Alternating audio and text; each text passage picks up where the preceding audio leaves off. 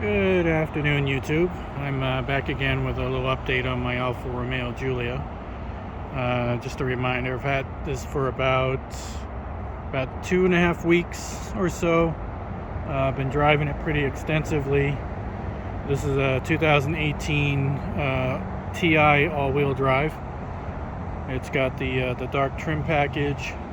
It's the TI Sport package. Has the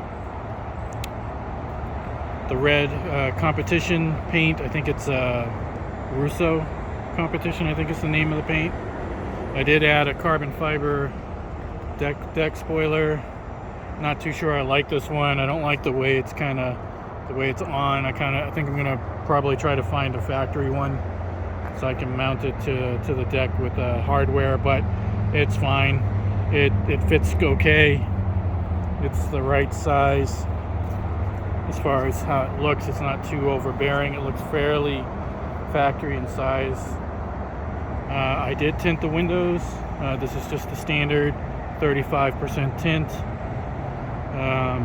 Other than that, the only thing I've been doing is just driving it, and I wanted to give some updates on my thoughts about the car in general. First thing I want to point out is this paint is absolutely amazing. I'm not sure if it can show up as well on camera, but the metal flake in it is it's perfect. It's got like almost a pearl midcoat to it. I'm not really all that concerned now that I didn't get the sunroof.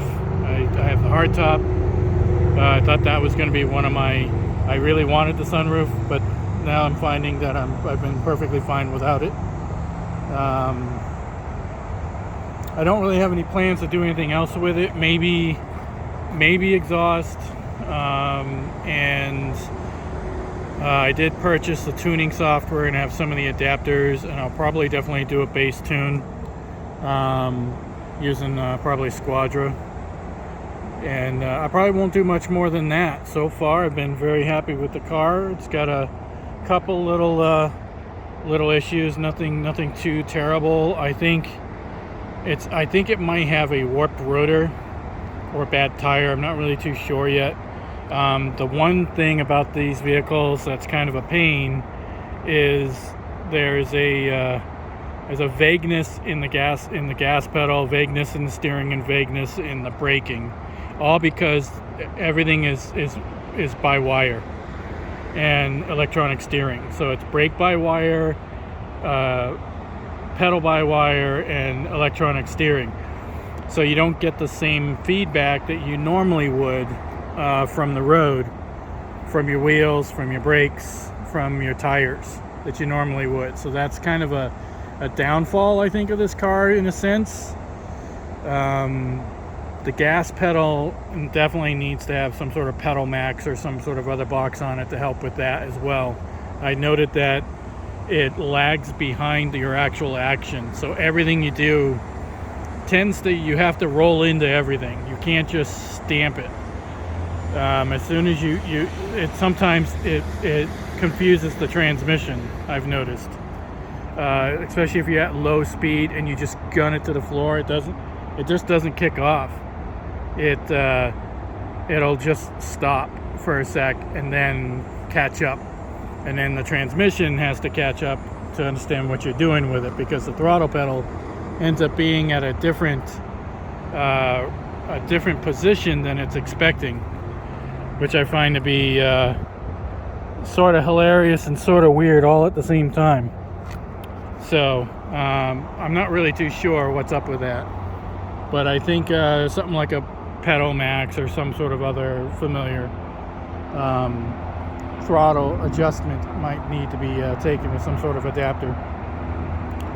Other than that, I drive it almost entirely in dynamic mode, so I'm not getting nearly the advertised miles per gallon. I'm getting probably about 27, which is fine, considering how much I drive. I don't drive that much. For the most part, the range I've been getting has been about a little bit over 400 miles per tank, which actually is pretty good. And other than that, I haven't had any other complaints. All the little things, the nitpicky things I've seen in some of the other reviews are stupid.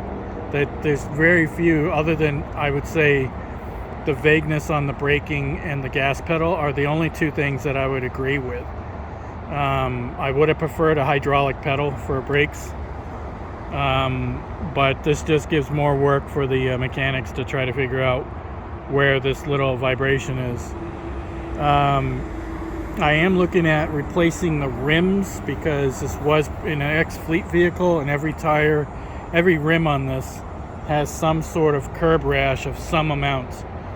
And I also see what I am going to assume is somebody who doesn't know how to use a tire machine on some of these, where I'm seeing scrapes on the inside lip of the rim. And that only comes from people who don't know what they're doing with a tire machine. So these wheels are anywhere between $600 and $900 a piece, new, if you can even get them. But I think I found an alternative through Tire Rack. I want to say, I can't remember the brand, but I think it's a Type 92 or Type 82 or something like that. So the model looks very close to these wheels. So I may purchase one just to check it out. I think these are forged, though. I think that's why they're so expensive. But I may purchase one of those to compare it to the factory wheel, and if it's a very close match, then I'm going to look at replacing all the rims, because they've all got some sort of bad driver damage. And I still to this day don't understand, like this one too, it's worn on the inside lip. That's somebody who doesn't know what they're doing with tires. And this one's even worse, but this one has a little bit more on the outside edge, so I can't really tell if that's a curb or not. Some of it is, but you know, like if it is curbing, I don't get how they're curbing these, because it's got front and rear sensors, and the front sensors do a fairly good job at detecting curbs. I don't understand. Even the lower front ones are good at when you're pulling up to those cement barriers, so in a parking lot. But it is what it is. So other than that, everything else worked out pretty well so far. The audio from the Harman Kardon is pretty good. If you're playing digital media, it's not so great if you're playing radio. I don't like the menu system. It's really bad. I mean, it's even for 2018. I mean, Ford Sync 3 blows this thing out of the water. And it would have been nice if this had a touchscreen. I get that they didn't do that until 2020, and even then it wasn't great. And I'm very used to now the menu system and the navigation using the wheels on the center console. So I'm very used to that now, and you get very acclimated to it. Once you're used to it, it's actually fine. I don't have any problems with it. It's actually very easy to manage. Other than that, no rattles, no creaks, nothing crazy. I mean, nothing crazy at all that would seem out of place. And so far, it's been a joy to drive, other than the small vibration issue on the highway, which the week I test drove it, I didn't take it on the highway. But they're going to fix it for me, so it's not that big of a deal. Unless they're bad mechanics and can't fix it, then that's a different story. But so that's it so far. Probably next update probably will be after I touch the exhaust, I think.